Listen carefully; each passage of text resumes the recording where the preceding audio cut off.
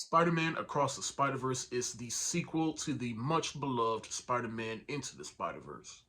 It takes place sometime after the events of that movie. Miles Morales, he's been Spider-Maning for some time, and then he gets a visit from his old friend Spider-Gwen. They spend some time, but then he follows her into this hub filled with all the other Spider-Men from all the other Spider-Verses, and Miles Morales, he is faced with a choice that could alter all the other Spider-Universes. Now, if you saw my review of Into the Spider-Verse, you know how much I love that movie. It was one of my favorite films of 2018. I think it's the second best Spider-Man movie ever made.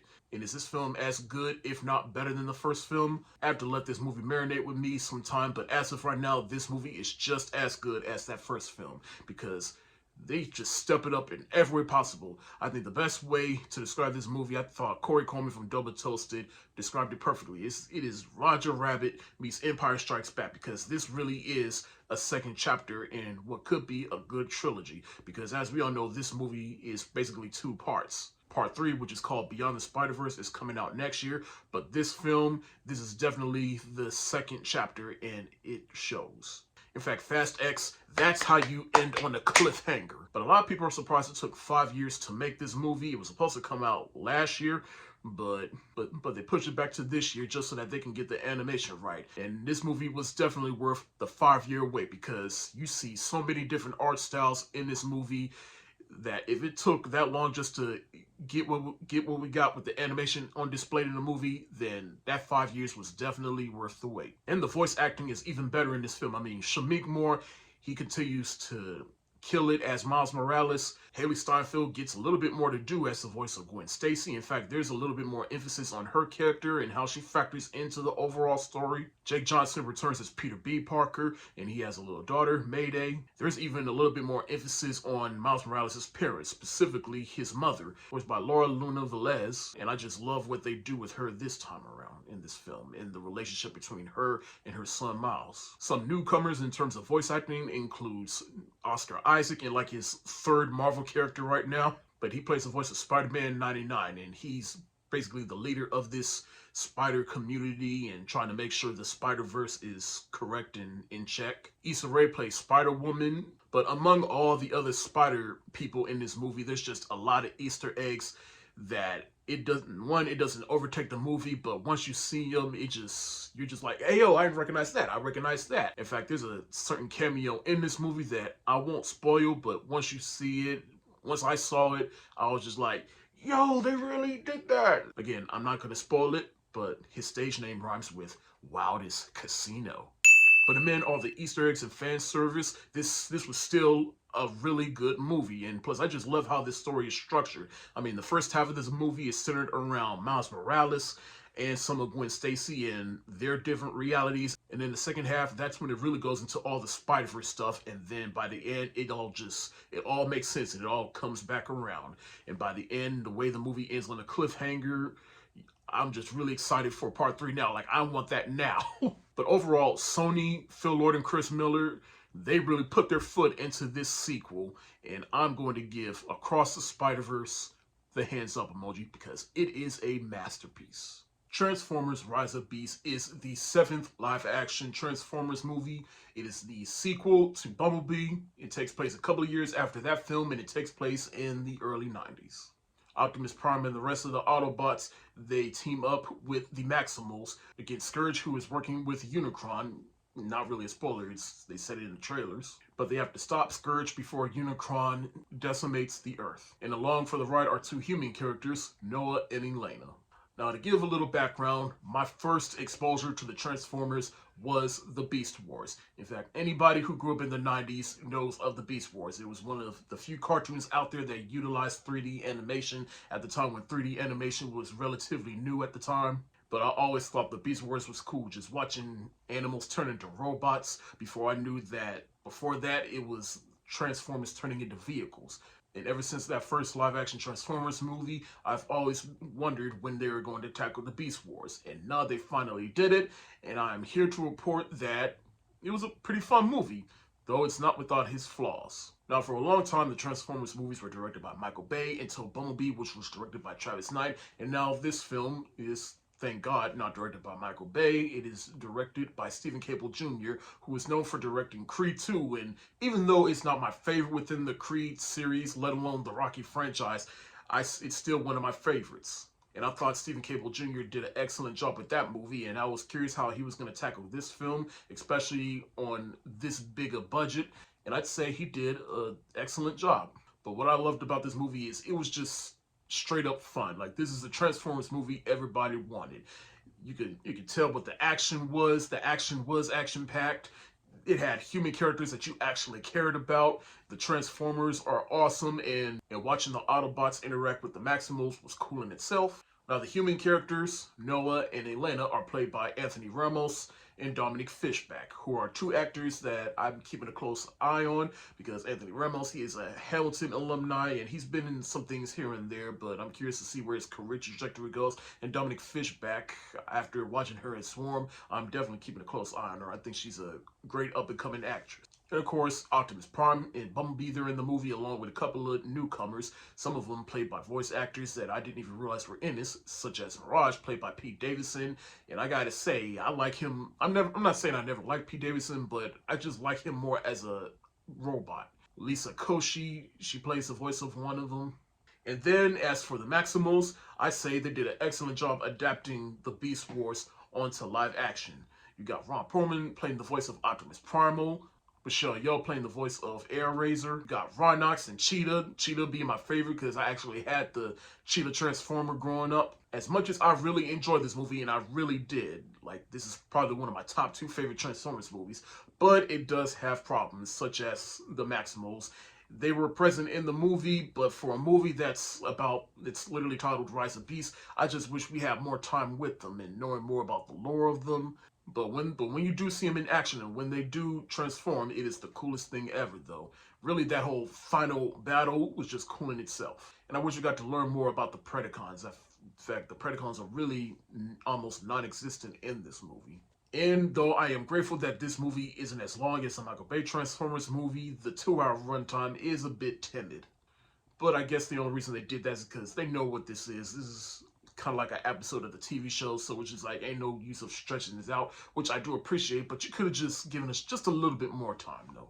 Overall, I did enjoy this movie. It's one of my favorites of the year, at least until more movies come out, but this was definitely a crowd-pleasing movie for me. I'm going to give Transformers Rise of Beasts the thumbs up emoji. The long-awaited standalone film for The Flash has finally hit theaters after being delayed multiple times. It is about the speedster himself, Barry Allen, as The Flash, in which he discovers in the Speed Force that he can alter time, so he goes back in time to stop his mother from being killed. But then once he goes back to the future, he realizes that things are not exactly the same. And he runs into his 2013 self, as well as an alternate version of Batman that is different from his own, and Supergirl instead of Superman. And it is a race against time to stop certain events from happening, while also Barry being able to change his future, the future with his mother still intact. Now, there is a lot going to this movie. This movie had multiple pre-screenings before the movie's actual release, and everybody's been giving it high praise. Then, of course, James Gunn is taking over DC Films, so at this point, the DC EU, as we noted, is closing in on itself and digging its grave. So people are going into this like, will this be the swan song for the DC EU? Then, of course, I gotta address the elephant in the room, which is all of Ezra Miller's controversies within his personal life. Now, whether you choose to not see this movie because of him, hey, I get you, and I completely understand where you're coming from. Hey, at times, you just gotta learn to separate art from the artist. And besides, Ezra Miller is not the only thing this movie has going for it. So at the end of the day, it's up to you to decide whether you want to see this movie or not. But whatever side you choose, just be respectful towards each other. That's all I ask. Now that disclaimer's out of the way, what did I think of The Flash? Well, first off, Ezra Miller, hey, credit where credit is due. This is the best we've seen him as the character. Granted, his tenure within the DCU hasn't been that big, but compared to how he was in both versions of Justice League, I say this is an improvement upon his character, especially since Ezra Miller, he is playing 2 versions of himself. So his older self is basically us, the audience, and we're just getting angry and upset over his younger version and how his version of the character was in the Justice League movies. And I felt they did that seamlessly. This film is directed by Andy Muschietti, who directed both chapters of It, and I thought he did an excellent job. This is a pretty decent film. Is this the film that is the swan song for the DCEU? Even though we got Blue Beetle and Aquaman 2 coming up before the end of the year, I'd say no, this is still a Flash movie at its core. But as it being one of the final films within the DCEU, hey, I'd say Ben Affleck is in the movie, and I thought it was a nice little swan song for him in the movie, for what they gave him in the movie at the beginning. And then, of course, the biggest thing that's drawing audiences to this movie is Michael Keaton returning as Batman, in which it is an alternate version of Batman that is different from the DCEU.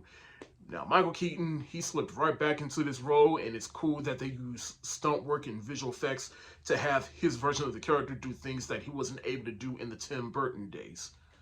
But I do gotta say, I mean, his appearance really added nothing. He was just there for the sake of the multiverse. And I could also say the same thing about Sasha Calle. I apologize if I'm mispronouncing your last name, but she plays Supergirl in this universe. And she did an excellent job, but again, she really didn't add that much. She was just a plot point and just there for the sake of the multiverse.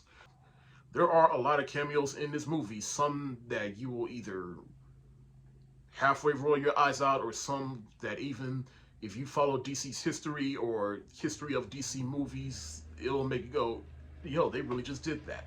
The one thing everybody's complaining about is the visual effects, and yes, but not particularly in the Speed Force, but just everything outside of that. Yeah, the visual effects are not polished, and at least not polished well.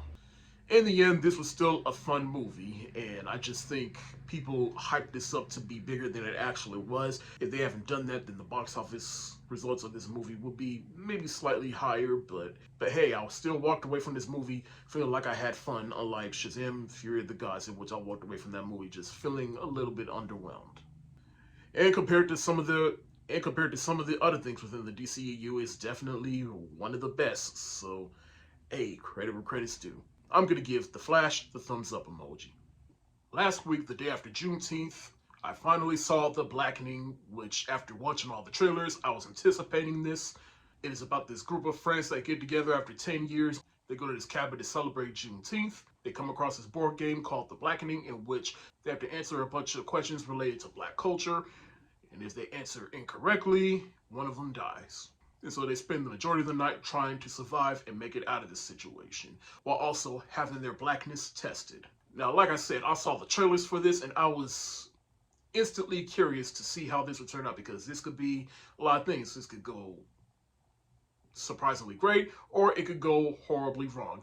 And I am here to report that this is one of the best movies I've seen this year, or at least one of the best movie theater experiences I've had all year in a long time. The film was directed by Toy Story, who has a polarizing filmography. I mean, the man directed Barbershop, Taxi, Ride Along 1 and 2, the Tom and Jerry movie that came out a couple of years ago, but he is most known for directing the Fantastic Four movies from the mid-2000s and starred Jessica Alba and Chris Evans. But this is one of his better movies. In fact, to quote Corey Coleman from Double Toasted, I thought he summed this movie up perfectly. This movie has the social consciousness of Get Out, the self-awareness of Scream, the foolishness of Scary Movie, and a little touch of Evil Dead sprinkled in there.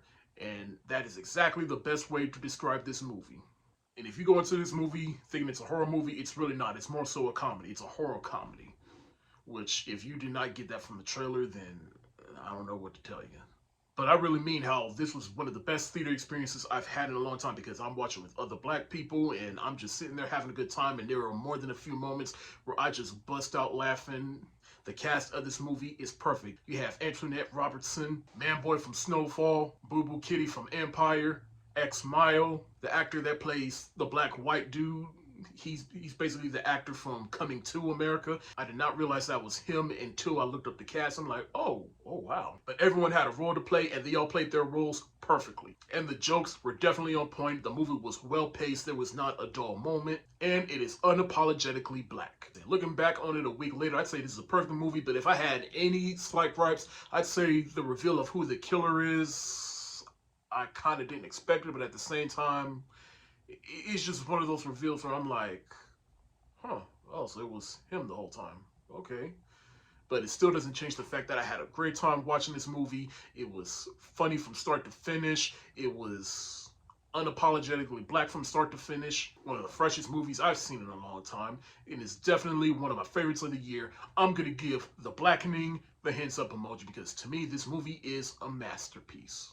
Well, Indiana Jones and the Dial of Destiny comes out this weekend, so now to continue my Indiana Jones marathon leading up to that movie with The Last Crusade. I already did Raiders of the Lost Ark and Temple of Doom, so now let's talk about The Last Crusade, which is a movie that actually got a lot better because I didn't see this movie a lot growing up, and I've only seen this movie but a few times over the years. Well, really not that much, but a lot of people say that this is the best in the series, and I actually agree. I still enjoy Temple of Doom more, but to me, this movie is objectively the best of the series because unlike the first two movies, it is more emotionally driven because it focuses on the relationship between Indiana Jones and his father and their quest to find the Holy Grail, which is something that his father, he's been searching for all these years, and it's kind of driven a wedge between Indy and his father. Now, of course, Harrison Ford returns as Indiana Jones, but the gentleman playing his father is James Bond himself, Sean Connery. Rest in peace.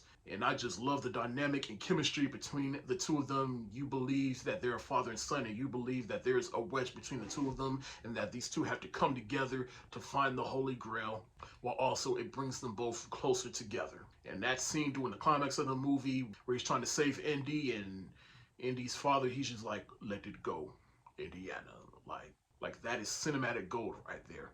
And it also helps that it's a pretty action-packed movie too. The actress that plays Elsa, I definitely like her more than Billy in the last movie, but at the end of the day, she's still one of the weakest. Marion is still the best as far as the girls of Indiana Jones, in my opinion. But all in all, I was very surprised with how much I enjoyed this movie. It definitely got a lot better with more viewings from me. And for a long time, this was the end to the trilogy, which, yeah, we all know that didn't happen. And don't worry, I'm going to get to that movie. I'm going to give Indiana Jones and the Last Crusade the hard eyes emoji. And now, concluding my Indiana Jones marathon is The Kingdom of the Crystal Skull, which a lot of people consider is the worst of the franchise. In which in this movie, it takes place during the 50s. We're out of the Nazi era. Indiana Jones, he's a little older. Well, he's much older now. In which he has his crystal skull, which he has to give back. And then he comes across Shia LaBeouf's character, in which he finds out he is his son and the son that he had with Marion. Spoilers. And it brings the family together. Now, I'm going to be upfront. Kingdom of the Crystal Skull, it was my first exposure to Indiana Jones back in 2008.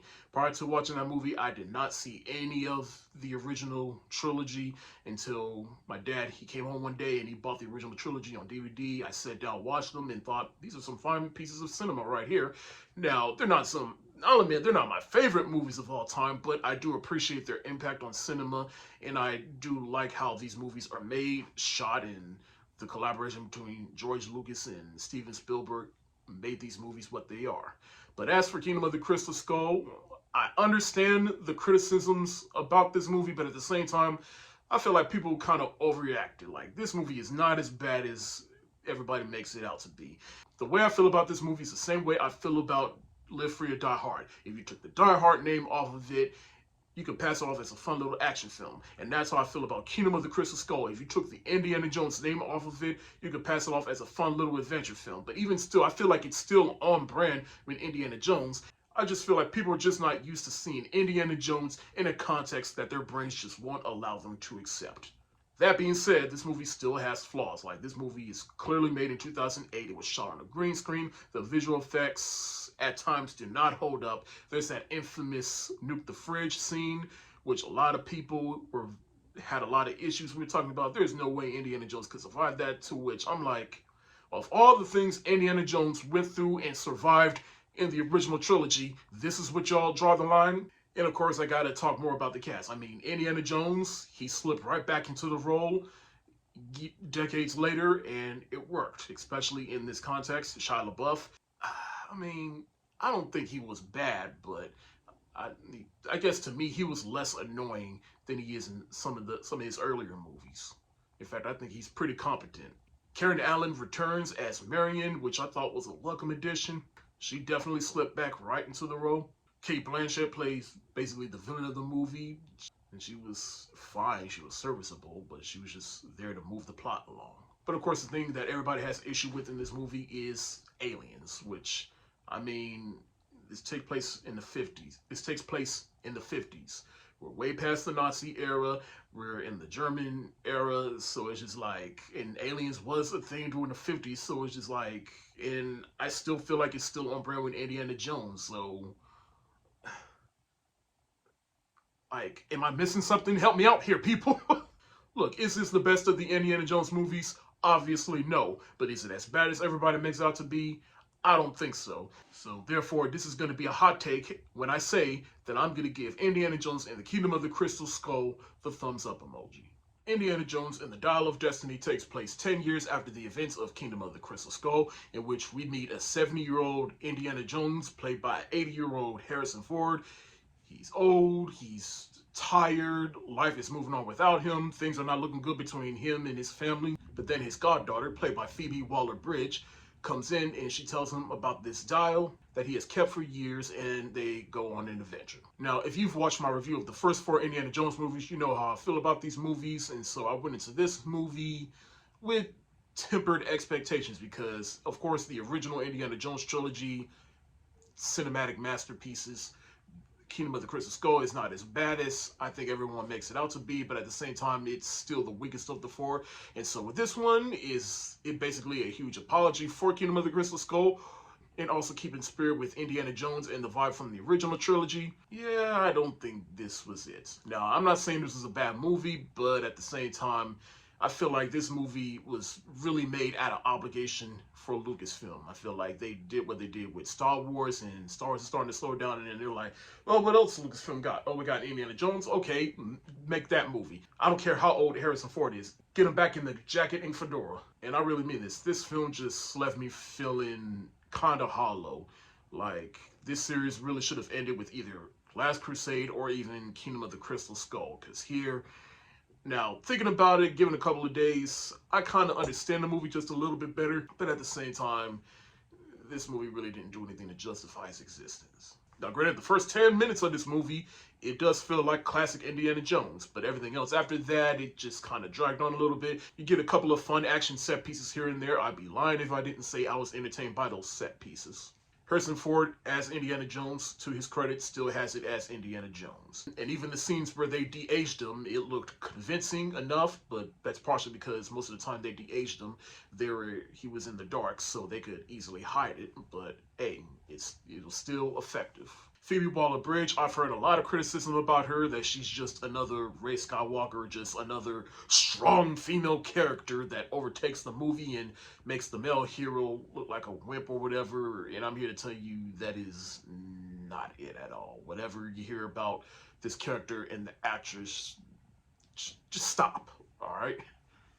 That being said, the character itself, again, not bad, but at the same time, not as endearing. The film is not without its nostalgic moments. In the end, did I enjoy watching this movie? At times, yeah. What do I like more, this or Kingdom of the Crystal Skull? Honestly, I'm going to say Kingdom of the Crystal Skull, because again, I just feel like this movie was just made out of obligation, whereas the Kingdom of the Crystal Skull, as flawed as that movie is, I feel like it still had a story to tell, whereas I feel like they did not have a story to tell. They just had this property sitting at Lucasfilm, and they just said, okay, I guess I gotta make something out of this.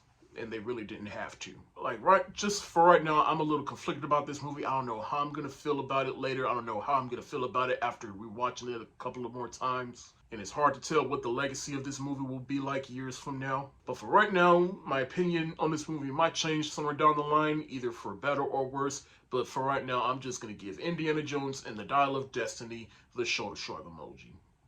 Hello, all my movie-loving maniacs. I'm going to do yet another triple feature review like I did with the Before trilogy. And this time I am doing the Rugrats movie trilogy because it is the 20th anniversary of Rugrats Go Wild. And so I figured, why don't I just revisit this trilogy? Because one, I am a huge fan of Rugrats. It was one of my favorite cartoons growing up, and I do like the movies. And here are my thoughts on each one of them. Rugrats, the movie, the first movie that came out in 1998. in which this movie we see the birth of Dill, Tommy's little brother, and Tommy learns what it means to be a big brother and the responsibility that comes with it. And then him and the other babies, they get lost, and so they're trying to find their way back home to their parents. I did enjoy the movie. In fact, I remember seeing this in the theater and loving it. But honestly, it's really just an extended episode of the TV show. An enjoyable one, but still. I will say my nostalgia does play a part in this, so I do have fond memories of this movie, but it's just a Rugrats movie at the end of the day. But hey, at least we get the addition of Dill, and just watching all the babies get into their shenanigans is fun for an hour and a half. So I give the Rugrats movie the thumbs up emoji. The second movie, Rugrats in Paris, which is not only my favorite of these trilogy of movies, but I think it's the best of these Rugrats movies because it's not just a good Rugrats movie, it's just a good movie period in which Chucky, he is the central focus of the movie. They go to Paris, and Chucky, he wants to find a mommy. And what this movie manages to do, it gives us not just a fun Rugrats adventure, but it gives us a touching story about a little boy that just wants a new mommy. And Chucky does end up getting a new mother with Kira, and he even gets a little sister with Kimmy, which are all fine additions to the show as a whole. I give Rugrats in Paris the hard eyes emoji. And then finally, Rugrats Go Wild, which is a crossover from Rugrats and the Wild Thornberrys. They meet each other on this deserted island, and just watching certain characters interact with certain characters is just fun in itself. Like Nigel Thornberry, he gets knocked out and acts like a 3-year-old and hangs out with the babies. The biggest deal at the time was Spike being able to talk, because one thing about the central character of the Wild Thornberrys, Eliza Thornberry, is that she has the ability to talk to animals, so it made sense for her to talk to Spike the dog. But what a lot of people were really excited about was the fact that Spike was voiced by Bruce Willis. And all things considered about Bruce Willis nowadays, anything that gets me to appreciate him more, and he looked like he had fun voicing this character. Even watching Angelica interact with Debbie Thornberry was fun. To me, the pairings in this movie are what make the movie, but this movie is more so on the fun side. It doesn't have any emotional hook like the first two movies did. But that's fine, because that's all this movie is a crossover and just watching characters interact with each other, and you just sitting there having a good time just seeing them and meeting each other. It's basically just like your cool friend meeting your other cool friend, and your two cool friends are cool with each other, and you just feel cool by association. I give Rugrats Go Wild the thumbs up emoji. Overall, the Rugrats as a franchise, I gotta say, watching with adult eyes, it is a little bit alarming because the parents in this show and movies, yeah, some of them, they're just the worst. But I would be lying if I didn't say I do find myself relating to the adults more than I do the babies, watching with adult eyes. Because the adults, they're essentially in the background. Well, not necessarily in the background, but it's like their story, it correlates with the babies, and just, it pretty much anybody that watched the show, it gave the adults something to latch onto while the kids were latching onto the babies. But yeah, it was definitely quite interesting revisiting Rugrats. Celebrating its 10th anniversary is This Is Us, which was one of my favorite films that came out in 2013, and I just love the premise in which Seth Rogen and his friends, they all get together and they basically play exaggerated versions of themselves in which they all have to fight through the apocalypse. Now again, this was one of my favorite movies 10 years ago, and watching it again today, it's even more funny. Though it does have some jokes here and there that maybe didn't age well or just kind of get a little bit too much, at least for my taste. Like there is a bit during the movie where they're trying to get some water, and then James Franco and Danny McBride, they just going back and forth talking about coming on each other and where to not come. And if you've seen the movie, you know that scene, you know what I'm talking about. But the actors they got in here, whether they're a main role or a cameo, is just mind-blowing to me. Because, again, the people in this movie is not just Seth Rogen, it is also Jay Baruchel, in which this movie is actually based on a YouTube short called Jay and Seth versus the Apocalypse, which I have not watched yet. I'm actually will gonna watch that though. But basically, it's not just them, but it's also Craig Robinson, James Franco, Jonah Hill, Danny McBride. It's crazy watching Jonah Hill 10 years ago because he's completely not the same person he was 10 years ago. A lot of these actors are not. But for the cameos, you had Jason Segel, Kevin Hart, Rihanna, Emma Watson, which was my favorite within the movie, Michael Cera, in which he plays a coked out version of himself, which is just funny in itself. Just watching all these people play exaggerated versions of themselves and how they're perceived in the media and how it will play out in an impending apocalypse is just hilarious in itself. And all the situations everybody goes through within this movie is just fun. They have to perform an exorcism on Jonah Hill, and they're also making self-indulgent jokes about themselves in the movies they've been in, and they even talk shit about themselves. It's that kind of humor that gives a good chuckle out of me, because me, I'm the type of person that just like watching comedies made out of everyday situations, or situations out of nowhere, or situations that are just out of the norm. And this is one of those movies for me. I'm just surprised we never really got a sequel. You know, we could have gotten a sequel called This Is Really the End, in which everybody goes to the premiere of this movie, and then after the premiere, that's when the apocalypse happened. Then we could have gotten a third movie called This Is Really the End this time. All jokes aside, I'm gonna give This Is the End the hard eyes emoji. Alrighty, getting back to my Mission Impossible marathon. Now we are at Mission Impossible Rogue Nation, which for a long time I liked it, but I don't consider it one of my favorites of the series. But I'd say this is probably, I think, my third time ever watching this movie, and it's a lot better than what I remember. Maybe it's because I'm watching these movies back to back monthly, and I'm having time to marinate on them.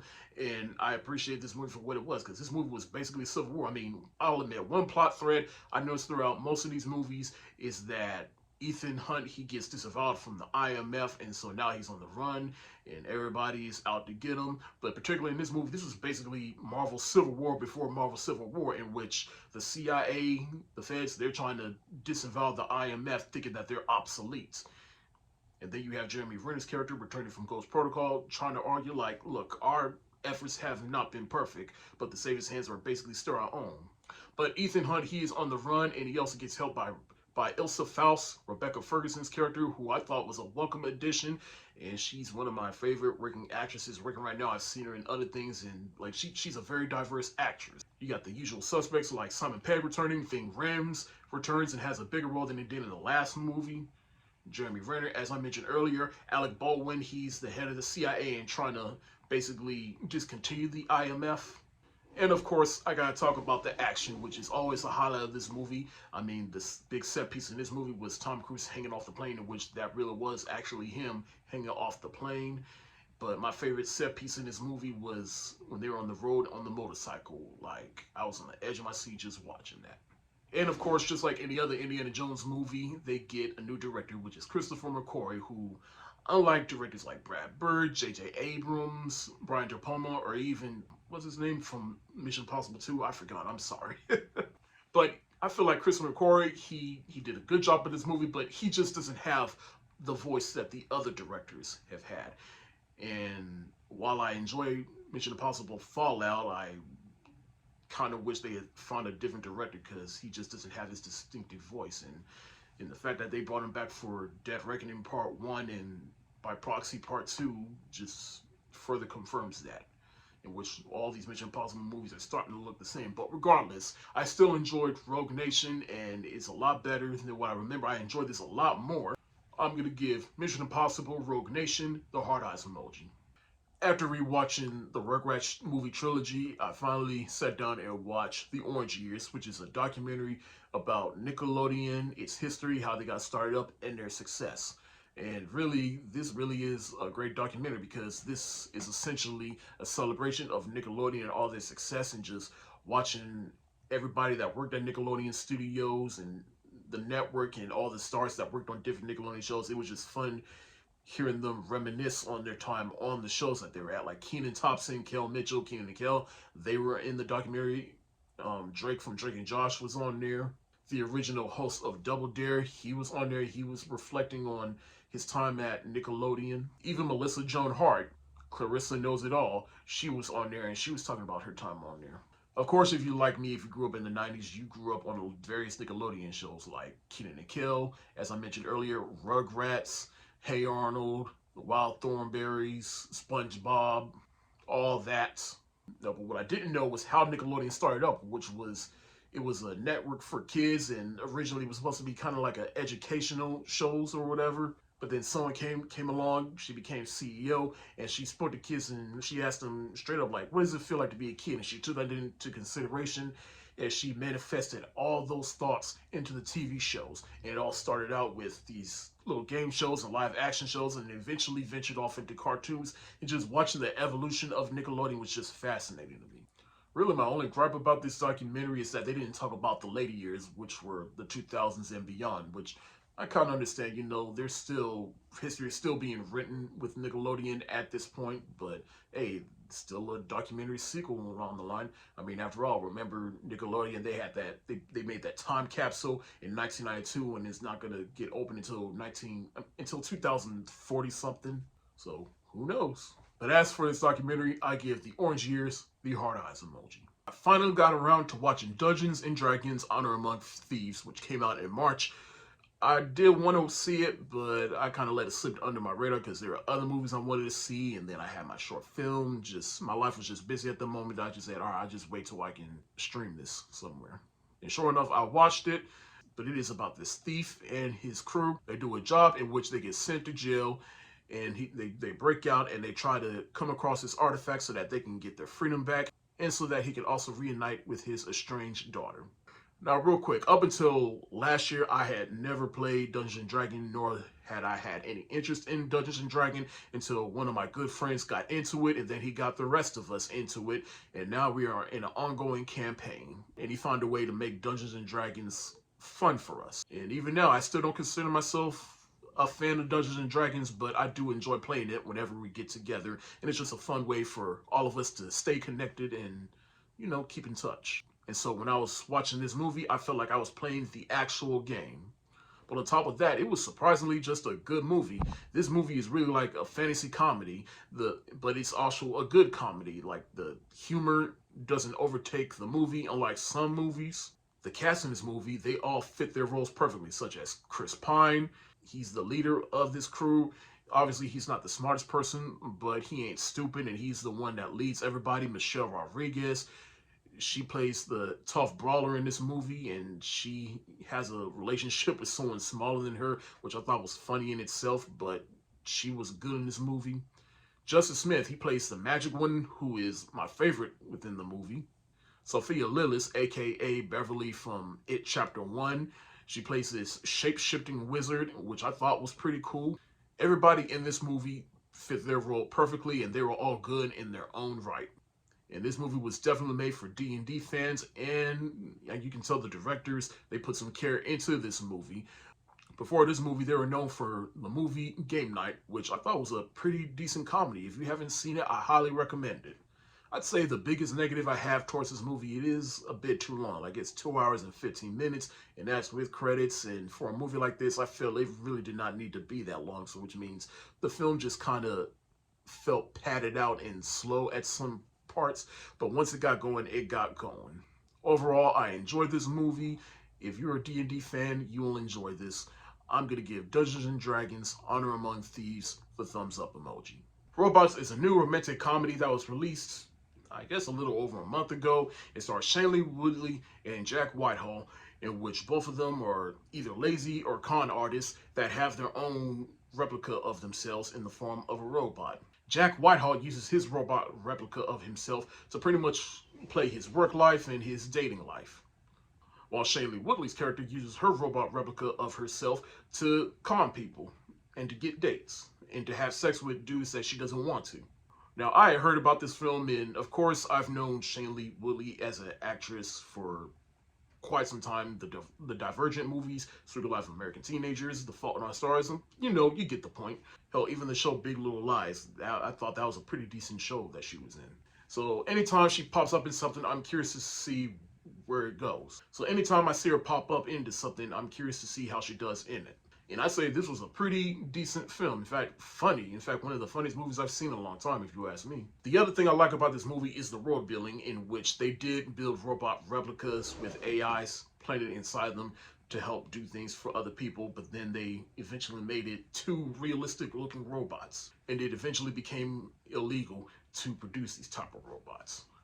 But the fact that these people have these robot replicas of themselves and completely anonymous to everybody, that makes for a good premise. And when their replicas of themselves basically ignore their masters and ignore their programming and fall in love with each other, and they basically use their identities to do things that they wouldn't otherwise would do. And so now the two of them, they have to work together to get those robots back. I will say the movie does have some predictable moments within the film, but it was still a fun ride to go on. And because of that, I'm going to give Robots the thumbs up emoji. Well, now I'm done with Indiana Jones, and with the new Insidious, The Red Door coming out this weekend, I thought now it's a good time to revisit the Insidious series, starting with the first film, Insidious Chapter 1, in which it is about this family in which their son, he gets possessed by a ghost and goes into a really deep sleep.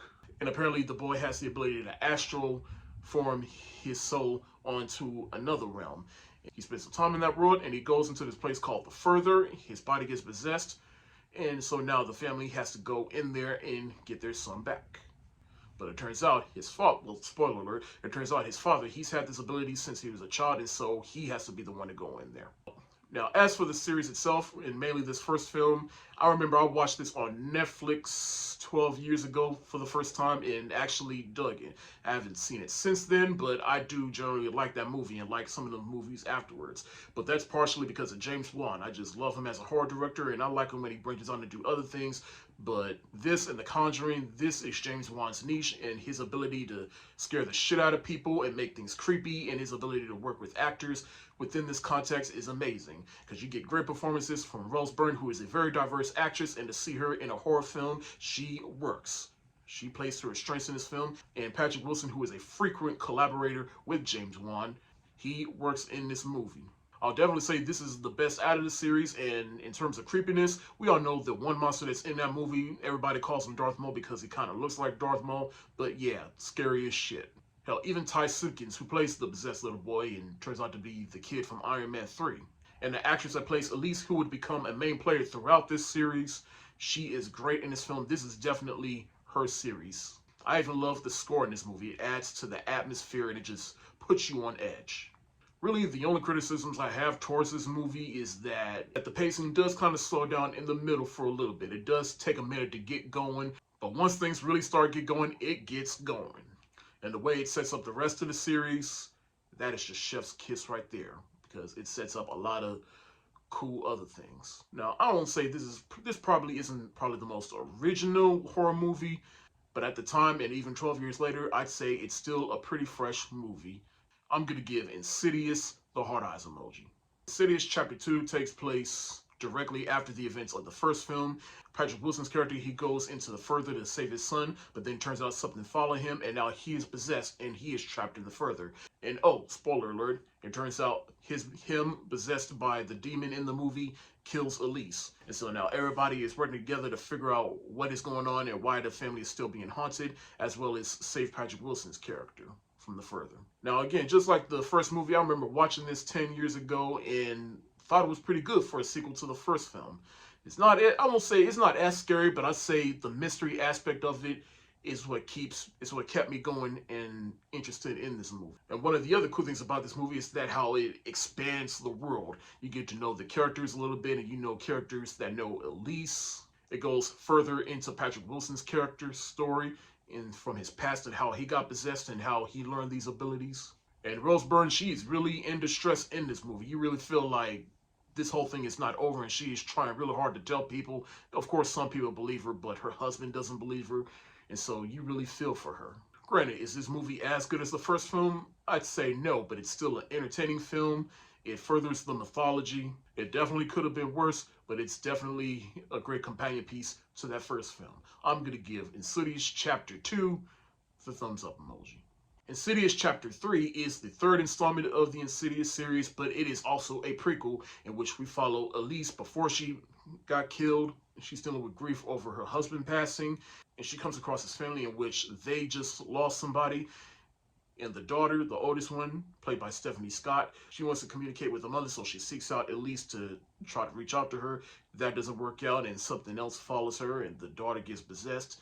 And so now Elise has to come out of retirement to help her and her family. We learn how she met her associates. And I'd say it's a great prequel to that first film.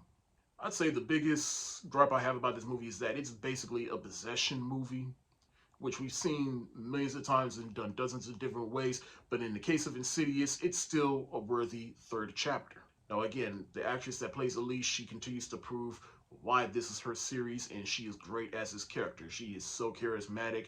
The family in this movie, you really feel for them and the distress that they are in. It also furthers the mythology of the Insidious world. And I also just love the theme of grief, because everyone in this movie is experiencing grief and trying to move on with their lives, and they come to a natural conclusion by the end of the movie. Now, again, not as great as the first movie, but it's still as good as Chapter 2, so I'm going to give Insidious Chapter 3 the thumbs up emoji. Insidious: The Last Key is the fourth film in the Insidious franchise, in which it is also another prequel film, in which this takes place just a couple of years after the events of the third movie, which was also a prequel, in which we go through Elise, and this film expands even more of the mythology. We get a look into Elise's childhood and how she got her powers and how that affected her family and the trauma that come with it. She is estranged from her brother and she meets her nieces. But what I do like about this movie is how it's basically Elise coming to terms with her past and her trauma, and she's able to move on, and then that's how we get her into the next movie, which is the first film. Now, one thing I did forget to mention is that Chapter 3 is not directed by James Wan, and neither is this film. Only the first two are made by James Wan, and you can definitely tell in this fourth film. And by the time this movie came out, I think it had switched studios, in which the first three were by Sony, and this one is made by Universal. And you can definitely tell the vibe has changed from the first three movies. Like that uneasiness and creepiness from the first three films is just not here. I mean, it still has some scary elements, but at the same time, it just didn't feel like an Insidious movie. And it also drags in the middle too, which also doesn't help. Look, in the end, is this a bad movie? No, but is it a good movie? Not necessarily. It's definitely the weakest of the Insidious movies, at least until I see The Red Door. Has some cool moments, has some moments that are not so good, so the tone and vibe definitely doesn't add up to the first three movies. I'm going to give Insidious: The Last Key the shoulder shrug emoji. Alright, so time for some more movie news, and this one is more so about Fast and Furious again. So, spoiler alert, if you have not seen Fast X, there is a post-credit scene in which Dwayne "The Rock" Johnson comes back as Hobbs. There is a post-credit scene in which Dwayne "The Rock" Johnson returns as Hobbs. And then just last week, he put out a video confirming that, yes, he has indeed returned to the Fast and Furious franchise. But somewhere they said that he's not going to be in any of the core films, or at least this current trilogy of Fast and Furious that they're trying to get out. But rather just another spinoff. It's not going to have Shaw, played by Jason Statham. It's just going to center it around Hobbs. So, which means, I guess, him and Vin Diesel, as you didn't know, that they were beefing during the production of Fate of the Furious, and then Dwayne "The Rock" Johnson, he went to go do the spinoff Hobbs and Shaw, and then has not been seen in the Fast and Furious series ever since. But I guess him and Vin Diesel, they buried the hatchet, and now he's returned to Fast and Furious. But then later in the news, it was also later revealed that Vin Diesel, he was not happy with Jason Momoa pretty much stealing the show and stealing the spotlight away, and thought that he was overacting in the film, to which I'm like, I mean, Jason Momoa, he was the best part of Fast X, and clearly he was the one thing that made the movie bearable. So then, I don't know what to tell you. I mean, I like you as an actor, and I like you in these movies, but don't get mad because someone outshines you. But it's just the fact that it's a pattern that I'm starting to notice with Vin Diesel pertaining to Fast and Furious. It's like you hire somebody to do a job, and then you get mad when they pretty much steal the show and carry this franchise on their back. I think it just come to show that Vin Diesel, I think he is at a place where I think he's just letting the success of Fast and Furious and his role both in front of and behind the camera go to his head. And when someone has the balls to either call him out, challenge his opinions or ideas, or rein in his ego when he needs it, that's when he throws a hissy fit. So this week's news story that I am covering is Tyler Perry. He just purchased BET and VH1. Now, BET, I mean, I've always loved BET. I love that there's always a content specifically for Black people there that we can all consume. But BET has had its ups and downs throughout the years. And hey, I'm not saying that's the case for everybody, but hey, if you like the stuff that BET has put out, both past, present, and future, then hey, more power to you. And I've definitely feel like they've definitely put out some great stuff in the past. But as of late, it's kind of been taken over by Tyler Perry with all the shows that he produces for BET.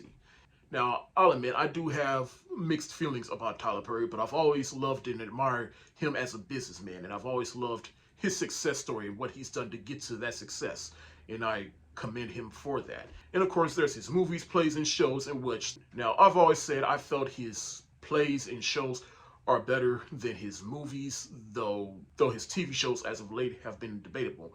And I ain't saying Tyler Perry hasn't made any good movies. He's definitely made some good movies. The Family That Prays and Why'd I Get Married are two movies of his that are probably some of my favorite movies of all time. It's just Tyler Perry, he's kind of a his way or the highway type mentality to making movies.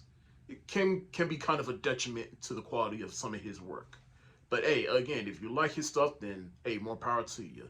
And I've liked some of his stuff, but some stuff I'm just not a big fan of. I can only imagine he's going to produce more shows and movies for BET, and what he intends to do with VH1, that I don't know. And I'm very curious to see what he does to VH1 for better or worse. No pun intended, because that's actually the title of one of his old shows. But however you feel about it, hey, Tyler Perry, he's definitely making power moves, which I definitely love him for. And hey, on the bright side of things, it's nice to have a black-owned television station owned by a black man himself. I also talked to Mr. Processing Greatness himself, Destin Harrod, about this just to get his thoughts on this power move. I also talked to Mr. Processing Greatness himself, Destin Harrod, to get his thoughts on this power move by Tyler Perry. Tyler Perry purchasing BET and VH1 is major. Like, he already has the studio. He has a network. He has I don't know how many shows. He got sitcoms, soap operas. He got the movies. He got the comedies. He's his own studio at this point, like an actual like studio. Like like the only person you can only compare him to Warner Brothers, Sony, or MGM, whatever like that. You can only compare him to that. You can't compare him to no director. You can't compare him to no producer, no nothing. Cause it ain't nobody that you can name who owns their own studio, a major studio, has that many IPs in motion, is an actor, writes and directs all their stuff, produces all their stuff, funds all their stuff, and it's been holding literally been keeping BET alive for the last 10 years. The only people who watch BET are Tyler Perry fans right now because they have nothing but Tyler Perry content. So him buying it was basically just him. I don't know. He just went and got what was already his basically.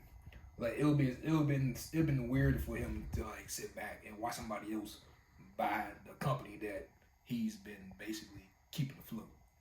Cause like 70% of BET's content right now is just Tyler Perry's. Like, I didn't know House of Pain still came on. Yeah. Yeah. How do you feel about him purchasing VH1, which is mostly music based? And I ain't saying Tyler Perry hasn't added any musical elements in any of his projects, but it just come together. I'm surprised he didn't give MTV. Well, they ain't give him MTV. They damn sure want to give MTV. They ain't let it. They ain't about to give it black ass MTV. But VH1, nobody watch VH1 no more. Like, all the reality shows are gone. All VH1 do was play the same thing that MTV's playing.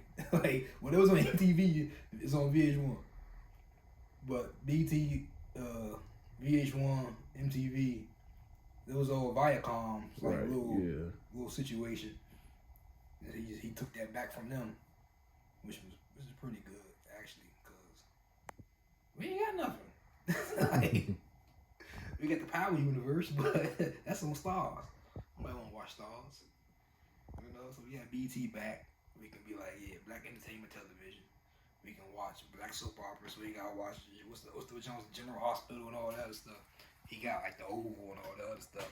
He pretty good. I don't see nobody complaining about him. My people's watching. Everybody like them Jones. So. Spoiler alert.